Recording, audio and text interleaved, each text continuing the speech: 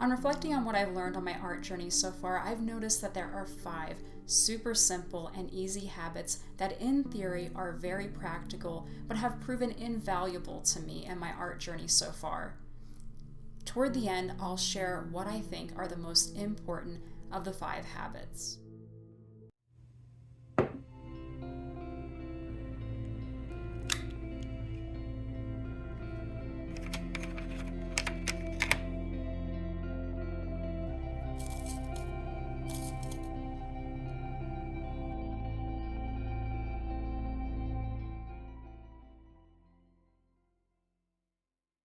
Hi, and welcome to Brittany Henderson Creative Arts. Thank you for being here.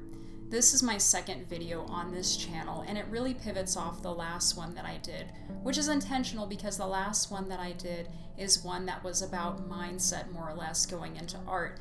5 areas that you can start now as an artist. And this one's going to be about 5 habits that I think are very important as an artist, especially important for beginners who are trying to construct healthy habits from the get-go, and you want to be able to pick a set established amount of areas that you can really focus on to help you with your growth. But sometimes we all need reminders, even as artists later in the game. So I think this can be helpful for anybody in their journey, whether you're just starting out or not. If I had to choose 5 areas, here's what I would focus on. Narrow in on your art medium.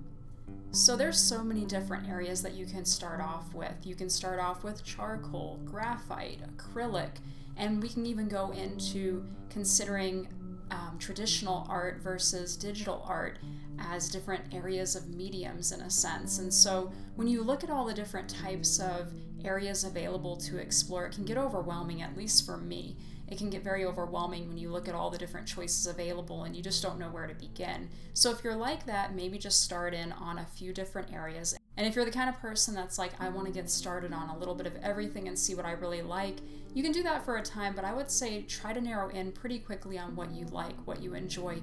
One way to do that is to notice what you really like in other people's art.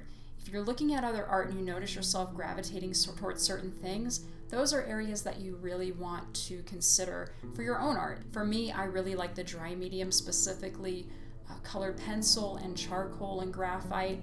Charcoal for me is a little tricky, and I've heard other people have similar experiences with it. It can take a little bit longer to learn, but that's also probably a little bit more challenging for me too, because it's the one out of the 3 that I spend the least amount of time on.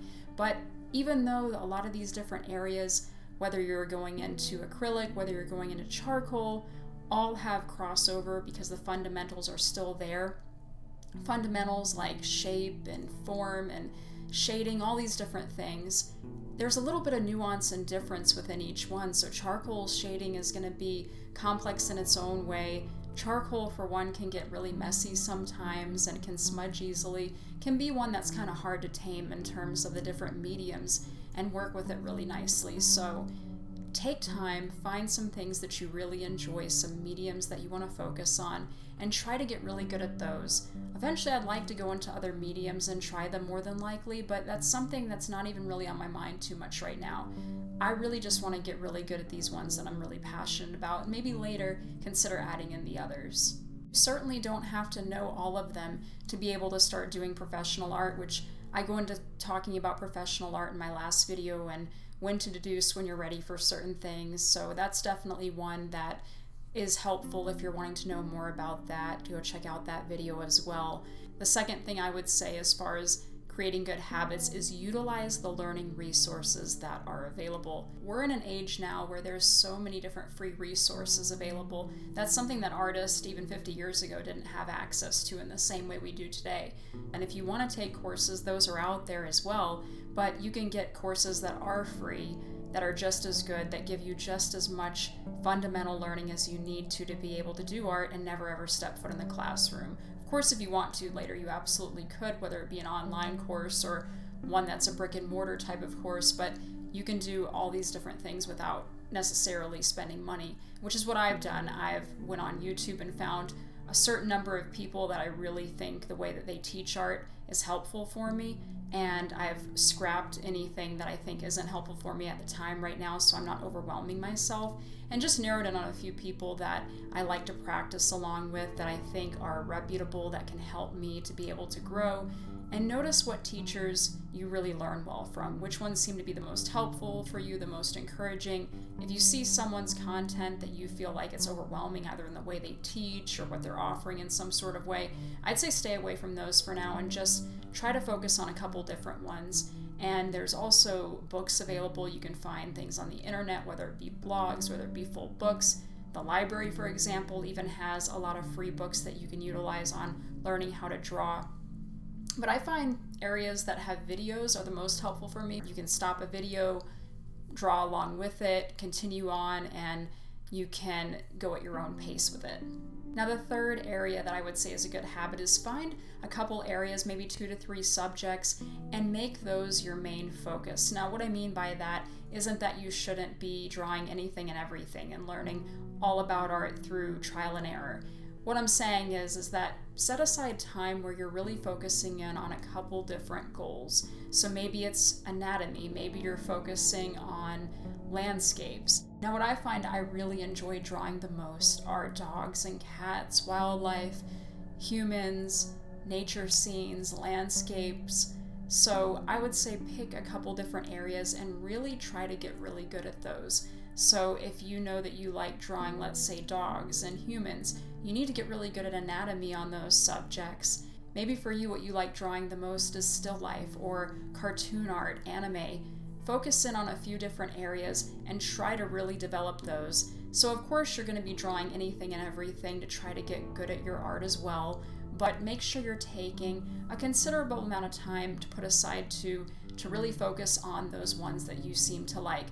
Just like I mentioned in the very first step, the very first habit is that you want to find a couple areas and a couple mediums and focus in on those and noticing what you like through other people's art and what appeals to you. And try doing those for a little bit and see if you enjoy them, and if you don't, you like other things better, move on to those. The fourth area that I would suggest for creating good habits is splitting your time between practicing tutorials and doing your own original art. And the reason I suggest this is you don't want to rely entirely on the training wheels. When you first start out, you're going to be likely doing tutorials, following along with someone in some sort of way, or maybe you just doodle and you have just been drawing and not really creating a set practice routine for yourself. And so I think it's important to split the time between the two. If you're in one area where you're focusing entirely on tutorials, you can get in the habit of not really trying to experiment on your own and get comfortable in being able to create art without following along and copying exactly what someone else is doing.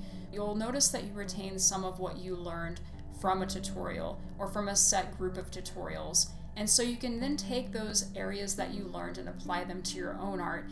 And you can see where you need to go back and maybe work a little bit harder. You can go back and say, oh, I need to practice more with shading because that's something that I'm struggling with when I try to apply it to my own art, or whatever the fundamental might be that you're noticing needs work.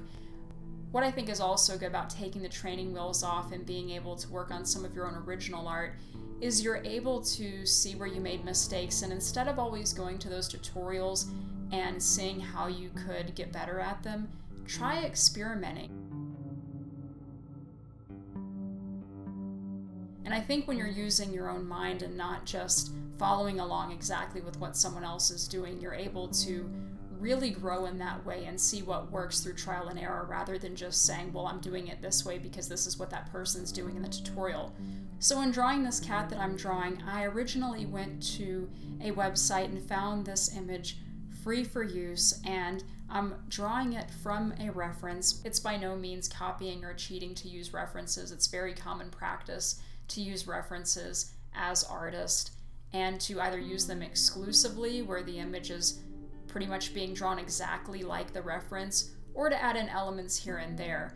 I would say it takes many years to be able to draw, let's say, an entire image from imagination, or even add in elements and have them looking exactly like you want them to look, because again, going back to one of the steps that I mentioned before, you have to draw a subject over and over and over again, draw several dogs, several cats, and learn the ins and outs of what those subjects look like. So split your time between tutorials and your original art, and I think you'll get the most benefit.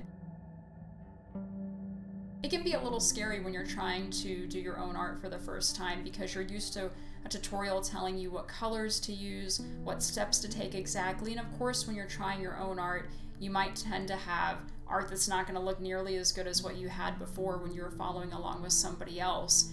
When you're doing your own art for the first time, you're having to take what you've learned and try your best to utilize it in the best way possible. I notice that when I do my own art, I tend to, on average, not have as nice of a drawing because I'm trying to do things without following along exactly with someone else. But it's teaching me to trust the process, trust that I actually am getting better as an artist. And the fifth and final area that I know is going to sound cliche, but please hear me out before you click off this video saying I've heard this before, is make sure you are practicing often. I know everybody says this, but they say it for good reason because practicing often is what's going to get you better. Now, again, like I mentioned earlier, mindless practicing without having a goal and a structure is not going to get you very far very quick. You need to try to figure out a system, and if you're not taking lessons, figure out a system for yourself, kind of create a course for yourself to go by so you can get better at your art.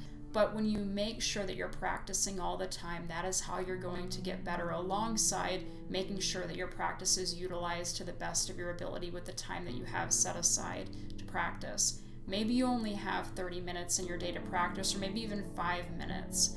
That's okay. There are days where I only have 5 or 10 minutes. There are days where I have 4 or 5 hours. Most days it's probably somewhere in between, but your circumstances and where you are in life is going to determine what you're able to dedicate to it. For me, not only do I have my art that I try to practice regularly, but I have a couple of day jobs. I'm a wife. I have responsibilities that I have to take care of on a daily basis. There's a lot of different areas throughout the day that are competing for my time, and some days I'm not able to practice art, but most days make sure that you are showing up, because if you don't make that a regular practice, eventually you'll find it starting to slip to the wayside, and then days turn into weeks and weeks turn into months, and you don't want that to happen. I mentioned in the beginning of this video that I would be discussing more about what I think is the most important of the 5 steps, and I've tried my best to put them in an order that I think makes the most sense, with the ones further down in the steps being the ones that if I had to pick, they would probably be the ones I would focus in on most, with of course the most important one being practice. And I would say the 4th one that I put is probably the second most important, because it does sort of take step number 2 and step number 4 and combine them, because it's expounding on the resources available, tutorials. You have to use those if you're going to learn, because you need to learn the fundamentals. So I think those 2 steps, if I had to choose, are the most important out of all 5, but you definitely need to be using all 5 to create good habits toward a successful art career. In all fairness, there are a number of different areas that I could have put in this video, but I chose these 5 because I believe they're the ones that have helped me grow the farthest, the quickest. If you like this video, be sure to check out my very first video on this channel called Beginner Artist Tips You Can Start Right Now. Don't forget to like, subscribe, and hit the notification bell down below so you don't miss out on future videos, including one that I have coming up very soon, a relaxing draw with me style video. I look forward to seeing you all again here soon. Bye for now.